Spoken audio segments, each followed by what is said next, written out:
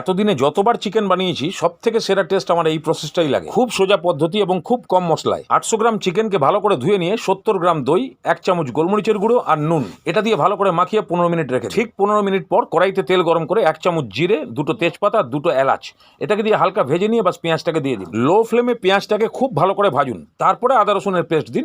এবার এটাকেও ভাজতে থাকুন। ভালো মতন ভাজা হয়ে যাবে যখন, তখন হলুদ গুঁড়ো, লঙ্কার গুঁড়ো আর নুন, বাস আর কিচ্ছু না। না জিরে গুঁড়ো, না ধনে গুঁড়ো, কিচ্ছু না। টমেটো ফমেটো কোনো কিছু লাগবে। মশলা থেকে যখন তেল ছাড়তে শুরু করবে তখন ম্যারিনেট করা চিকেনটাকে দিন। ভালো করে মশলার সঙ্গে মাখিয়ে কষিয়ে নিন। 5 মিনিট কষানোর পরে একটা ঢাকনা দিন। চিকেন থেকে জল বেরোবে, এবার সেই জলেই ভালো করে কষান। দুটো জিনিস আপনাকে ফলো করতে হবে, এক পেঁয়াজকে ভালো করে ভাজতে হবে আর মাংসটাকে ভালো করে কষাতে হবে। প্রায় 80% সেদ্ধ হয়ে আসলে জল ঢালুন আর ঢাকনা দিন। ভালো মতন ফুটে গেলে ধনেপাতা আর কিছু আদা কুচি দিয়ে ভালো করে নাড়িয়ে ছাড়িয়ে ওপর থেকে গরম মশলা দিন আর ভালো করে মিক্স করুন আর নামান। এর এতটাই সাংঘাতিক মার্কা টেস্ট হয়, 5টা রুটির জায়গায় 8টা 9টা খাবেই। ইচ্ছা না থাকলেও আপনাকে আরেকবার আটা মাখতে হবেই।